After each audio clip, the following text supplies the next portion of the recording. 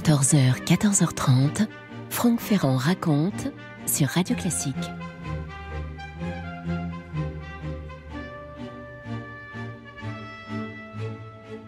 Nous sommes au début du mois d'avril 1492. 1492, une date essentielle dans l'histoire de l'humanité. Nous sommes à Florence où Laurent de Médicis, qui a 43 ans, dirige la République avec une main de fer. Ça fait 2 décennies que ça dure.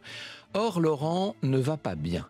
Lui qui s'est attiré le surnom de magnifique, tellement il a pu marquer son temps, tant il a fait briller sa cité par son amour des arts, il est ramené par la maladie à sa modeste condition humaine. Et le voilà dans sa villa du nord de Florence, sa villa de Careggi, alité maintenant, frappé de fièvre, harcelé par la goutte, affaibli sans doute par des remèdes aussi dangereux que le mal. Autrefois, le visage aux traits rudes de Laurent, avec ce nez cassé qu'ont immortalisé les grands peintres, ce visage en imposait, et maintenant, disons-le, ce serait plutôt la pitié qui l'inspire. Et pourtant, ses pensées ne sont pas encore toutes tournées vers l'au-delà. Il se soucie de l'avenir de Florence, de celui de sa famille. Il tient à donner des instructions à son fils aîné. Son fils aîné s'appelle Pierre. C'est lui qui est appelé à succéder à Laurent dans cette république. Alors, vous avez bien compris que quand on parle de république, c'est une oligarchie dont nous parlons. C'est-à-dire que le pouvoir n'est pas assumé par un souverain, mais évidemment, on est très loin de nos démocraties modernes. Pierre a besoin de directives. À presque 20 ans maintenant, c'est un jeune homme réputé léger, il réfléchit, il fait rire tout le monde par sa vie un peu licencieuse. Jamais fils ne ressembla moins à son père, résume Maurice Andrieux. Si l'on se réfère au portrait qu'a fait de lui le peintre Ghirlandaio, il a un air hautain, de beaux traits, des yeux marrons, très expressifs, ce nez droit Médicis, un peu long, avec des cheveux châtains, cheveux qu'il porte mi-longs, avec une frange sur le front. Bref, c'est un véritable portrait florentin. Quand il arrive auprès du lit du mourant, on peut imaginer que Pierre va écouter son père avec beaucoup plus même que de l'attention. Il est vrai quand même que recevoir ce bâton de relais n'a rien d'évident. Le pouvoir familial que l'on exerce chez les Médicis sur Florence est bien plus fragile qu'il n'y paraît. La ville compte son lot de critiques et de nostalgiques de la véritable République, celle des débuts, la République florentine, avec pas mal d'opposants, bien entendu, qui sont là, dans l'ombre, et qui attendent leur heure. Ça va être l'affaire du jeune Pierre. Laurent, maintenant, doit s'occuper de son salut. Alors, il y a cette légende qui rapporte qu'il aurait fait venir auprès de lui un moine dominicain qui, jusque-là, s'était pas privé de vilipender ceux qui oubliaient les commandements de Dieu ou de s'en prendre au luxe tapageur des Médicis. Ce religieux habité au nez d'aigle, j'aurai l'occasion de vous en reparler sans doute parce que c'est un des grands personnages de l'histoire, c'est Savonarole en personne. Il faut imaginer Jérôme Savonarole dans son strict habit monastique et qui s'entretient là à voix basse avec l'agonisant et qui lui rappelle ses grandes fautes, de quoi inspirer les auteurs, les moralistes, pourquoi pas les dramaturges. Quoi qu'il en soit, Laurent va finir par rendre son dernier souffle, le 8 avril précisément de cette année 1492, et c'est une page qui se tourne à Pierre maintenant d'ouvrir, s'il le peut, un chapitre glorieux. Franck Ferrand sur Radio Classique.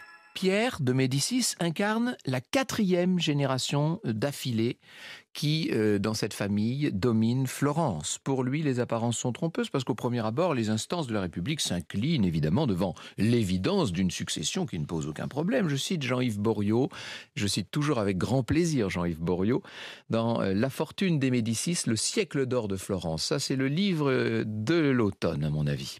À la mort de Laurent, les conseils en une semaine avaient confirmé Pierre dans ses anciens postes, ceux de son père, y compris celui de membre des 70, sans qu'il y ait eu ni démonstration de soutien, ni tentative de restauration de l'ordre républicain. Pierre a reçu une éducation soignée, mais ça n'est pas assez si l'on en juge par les orientations qu'il va prendre dans les premiers mois de son magistère. Dans la forme, il continue de mener cette vie superficielle de bellâtre dont tout le monde se moquait à l'époque où il n'exerçait pas encore le pouvoir. Et il a tendance à agacer par des tendances volontiers tyranniques. Et pour ce qui est du fond, eh bien disons-le, c'est quelqu'un qui se révèle influençable, qui est très distant avec tout le monde, qui ne s'investit pas dans les dossiers et qui laisse les plus brûlants d'entre eux entre des mains dont le moins qu'on puisse dire est qu'elles ne sont pas expertes. Pourtant, la célèbre banque familiale, si essentielle à la puissance du clan, cette banque est en train de traverser une crise. Or, si les Médicis n'ont plus la banque Médicis pour soutenir leur terrible pouvoir, ça veut dire que ce pouvoir n'existe plus. Une faillite pourrait poindre à l'horizon, c'est ce qu'on est en train de dire dans l'entourage des Médicis. Et quand je dis à l'horizon, c'est un horizon qui a tendance à se rapprocher. Et pendant ce temps, à Florence, vous savez comment ça se passe dès que vous commencez à montrer un peu de faiblesse, dès qu'on commence à voir que le socle sur lequel vous avez assis votre pouvoir n'est plus aussi solide, eh bien, on commence à chuchoter, à médire, on se lasse surtout, oui. C'est la lassitude des Florentins qui pourrait devenir l'ennemi des Médicis. Pierre mesure mal à quel point cette hostilité pourrait même s'aggraver. Or, loin de Florence, ce ne sont pas de simples turbulences qui se préparent. Ah non, non, non, c'est un véritable séisme. Et le séisme, vous vous doutez bien qu'il va venir de l'autre côté des Alpes. Il vient de France, bien entendu, où le jeune roi Charles VIII, qui est à peine plus âgé que Pierre au passage, où le jeune roi nourrit une ambition immense, partir à la conquête du royaume de Naples, qu'il considère, pour des raisons dans lesquelles je ne vais pas entrer, comme son héritage légitime. Charles VIII prépare une puissante expédition militaire à travers toute la péninsule italique, de quoi perturber les relations délicates entre tous ces royaumes, toutes ces principautés, ces cités-États. Vous connaissez la mosaïque italienne. Les États en question pourraient bien entrer très vite en guerre. Vous écoutez Radio Classique. Ils sont là, les Français, vous les voyez, qui commencent à s'assembler. Vous savez, pour les gens très raffinés de la péninsule, les Français font un peu figure de barbares du Nord. Et dans les premiers mois de 1494, leurs ambitions sur Naples se sont précisées. Le roi Charles VIII a réuni tout l'argent nécessaire, tous les hommes nécessaires. Et il est en train de constituer une artillerie solide, de préparer ses batailles, comme on disait à l'époque, ses régiments, comme nous dirions nous, pour une grande offensive. Ça y est, la barrière des Alpes est bientôt franchie. Et c'est la Furia Française qui s'abat sur le nord de l'Italie, peut-être 30 000 fantassins et cavaliers, avec cette artillerie redoutable qui fait la différence, qui est très inhabituelle à l'époque et qui fascine et surprend et effraie tout le monde. Ces Français, ces 30 000 hommes sont en train de fondre sur l'Italie et pour Florence, l'heure est venue d'un choix définitif. Est-ce qu'on laisse les Français entrer en Toscane ou est-ce qu'on essaie de leur barrer la route ? En fait, à ce moment-là, ça fait longtemps que Pierre se montre vraiment hostile au projet de Charles VIII. Au printemps, il a même dû sévir contre ses propres cousins qui avaient été bien trop amicaux avec un ambassadeur français de passage. Mais alors que le danger français est en train maintenant de se préciser, on les voit quasiment arriver, les Français, Pierre réalise qu'il ne va pas pouvoir faire grand-chose contre ces barbares du Nord dont je vous parlais, contre ces guerriers un peu rustres. Alors après avoir beaucoup tergiversé, il change brusquement d'avis et il prend sur lui d'opérer un improbable retournement diplomatique. Entre parenthèses, ça veut dire quand même au passage qu'il s'agit de prendre ses partisans de court et d'abandonner ses alliés, de renier la propre politique qu'il avait jusqu'alors assumée. Je cite encore Jean-Yves Boriot. Pierre, à l'évidence, céda à la panique. Le 26 octobre 1494, il quitta donc Florence pour venir à Sarzana se placer sous la protection du roi Charles VIII. Et en gage de bonne volonté, il ordonna aux commandants des places de Pise, Livourne, Pietrasanta et Sarzana de les livrer sans combattre, mettant ainsi sous contrôle français toute la Toscane de l'Ouest et les débouchés portuaires du commerce florentin. Inutile de vous dire que dans Florence, on jase. C'est un revirement sidérant, évidemment. Pierre n'a même pas eu recours aux instances républicaines. Il n'a même pas pris conseil. Même ceux qui, parmi ses proches, sont le mieux à même de le conseiller, se sentent mal à l'aise. Alors, la ville va décider de mandater un autre délégué auprès des Français. Ce sera le fameux, le respecté à l'époque Savonarole. Charge aux moines, et pas n'importe quel moine, vous l'aurez compris, et à ceux qui l'accompagnent bien sûr, d'aller négocier que Florence soit contournée par l'armée de Charles VIII, ou au moins soit le moins possible affectée par sa venue. Pendant ce temps, Pierre réalise qu'il est attendu de pied ferme à Florence. Alors, il se dit que, au cas où les choses tourneraient mal, ce serait peut-être pas mal de recruter quand même des forces armées. Bref, vous comprenez ce qui est en train de se passer. C'est la déréliction. Tout est réuni pour que ça dégénère. Et ça ne manque pas, bien sûr. Pierre se rendit en personne avec une escorte armée au palais de la Signoria. Mais dûment prévenu, les gardes lui en refusèrent l'entrée, nous raconte Jean-Yves Boriot. S'ensuivit sur place une vraie bataille entre les gardes et les hommes de Pierre. On la connaît, hein, cette place de la seigneurie de Florence. Mais bientôt, nous dit-il, le cri de « Popolo, Popolo » se répandit dans la ville, appelant le peuple au secours de la Signoria. La foule hostile grossit rapidement et Pierre dut se réfugier chez lui. L'armée que Pierre avait réunie ne peut rien faire. Et déjà, certains de ses affidés sont en train de passer à l'ennemi, quand il y en a d'autres qui quittent la ville comme ils peuvent. Le tout jeune cardinal de Médicis, donc le petit frère de Pierre, doit même se grimer en moine pour ne pas être écharpé, tout cru par la foule. Le sang se répand sur le pavé de partout dans Florence qui a connu tant de violence. Pierre est devenu, du jour au lendemain, que dis-je, d'une heure à l'autre, l'ennemi officiel de la République. Ses ennemis ne vont pas mettre la main sur lui, puisqu'en fait, il est déjà parti, il a trouvé un cheval, il est en train de galoper à travers la campagne toscane, et c'est de loin que Pierre sera mis au courant de la suite des événements. Dans Les Médicis, Maurice Andrieux nous dit « Le peuple acclamait la liberté reconquise et s'empressait d'en faire le plus funeste usage en se livrant au pillage du palais des Médicis. On ne sauva qu'avec peine de la destruction les riches tapis, la vaisselle d'or et d'argent, les beaux manuscrits. On tira du palais le groupe en or de Donatello, Judith et Holoferne pour l'exposer devant le palais vieux, le Palazzo Vecchio, comme un avertissement aux tyrans de l'avenir. » Le cœur de Pierre, si je puis dire, ne peut que se serrer dans sa poitrine quand il apprend que le peuple s'est servi dans son propre hôtel particulier, dans son palais, comme on dit à Florence. Je dis le peuple, les Français n'étaient pas de reste, bien entendu. Car le 17 novembre, disons précisément que Charles VIII est arrivé à Florence. Alors, peut-être après tout, se dit Pierre, que ça pourrait être l'élément qui changerait la donne. Peut-être que c'est un espoir après tout. C'est son alliance avec les Français qui a tout déclenché. Ils doivent en principe défendre la cause des Médicis. Et c'est ce que, effectivement, Charles VIII va faire. Seulement quand il réalise que, pour les nouveaux maîtres de la cité, le retour des Médicis n'est pas négociable, le roi de France se dit qu'après tout, ça n'est pas ses affaires et il ne va pas insister. Charles VIII est un pragmatique. Il ne veut pas d'un conflit inutile avec Florence qui retarderait, qui pourrait même peut-être, pourquoi pas, compromettre sa marche vers Naples. Et c'est Naples qui l'intéresse, lui. Et tant pis s'il faut sacrifier le médiocre Médicis. Charles se contente d'obtenir que Pierre ne soit plus considéré comme rebelle. Il sera simplement, si je puis dire, banni de la ville.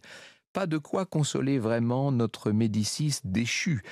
Si vous comptez sur vos doigts, j'allais dire, vous allez voir qu'il lui aura fallu moins de 2 ans pour perdre l'empire fabuleux, pour perdre l'extraordinaire héritage que son père lui avait transmis avec tant d'espoir, avec tant peut-être aussi d'inquiétude sur son lit de mort.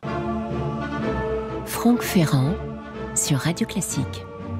Où Pierre est-il allé se réfugier après avoir perdu Florence? Eh bien, il est allé s'installer à Venise.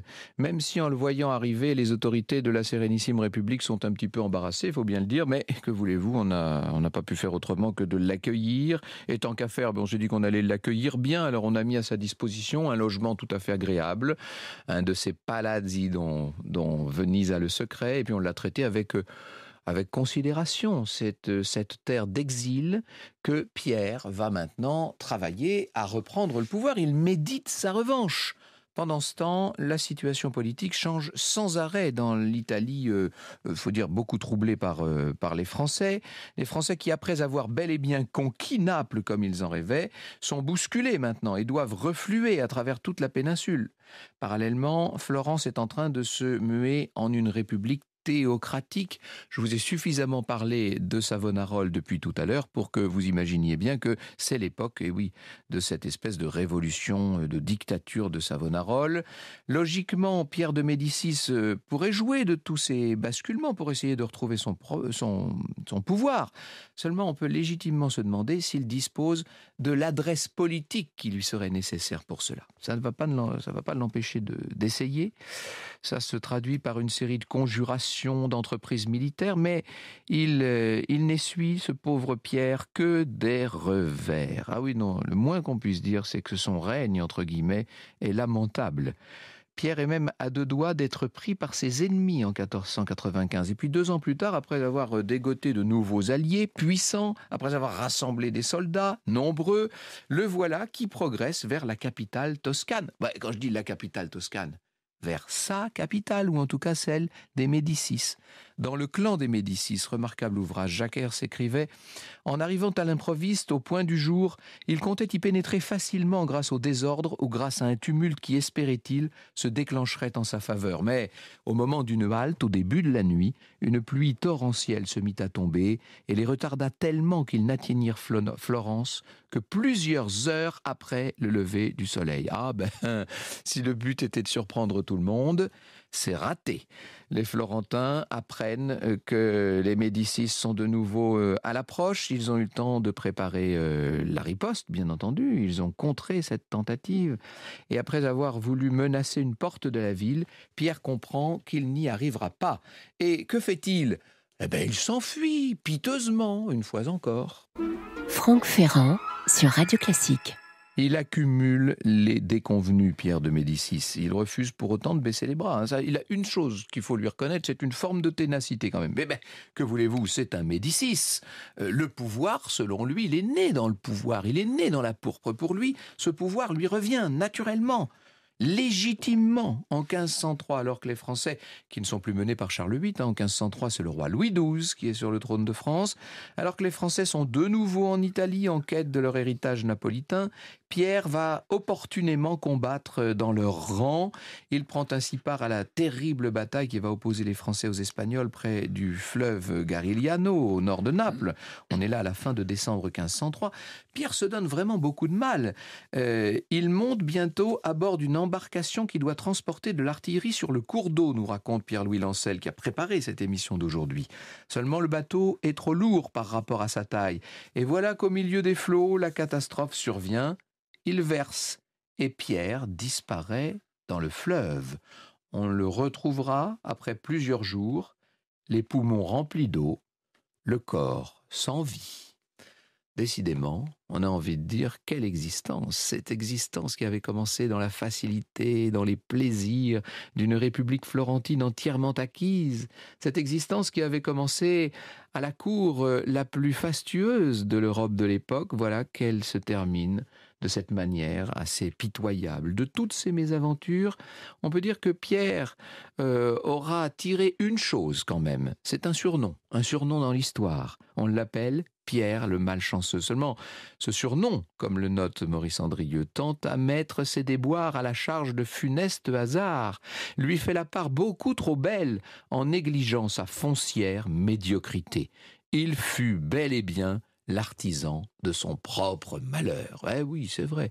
Personne ne songerait à vouloir exonérer Pierre de Médicis de toutes ses fautes, de tous ses péchés. Simplement, il faut dire aussi que ce pouvoir, il l'avait hérité jeune et qu'il y avait été d'une certaine manière assez mal préparé.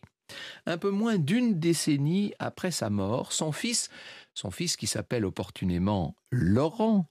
Laurent, alors ça n'est plus le magnifique, mais il s'inscrit évidemment dans une certaine lignée. Et puis le frère surtout de Pierre, vous savez, le cardinal de Médicis dont je vous parlais tout à l'heure, eh bien eux vont jouer beaucoup mieux. Ce sont des maîtres dans la partie d'échecs qui se joue dans la péninsule italique. Et eux feront à Florence le grand retour espéré. Ils réussiront en quelques années seulement à hisser de nouveau leur famille au sommet de la politique florentine, de la politique toscane, de la politique italienne et européenne. Vous écoutez Radio Classique.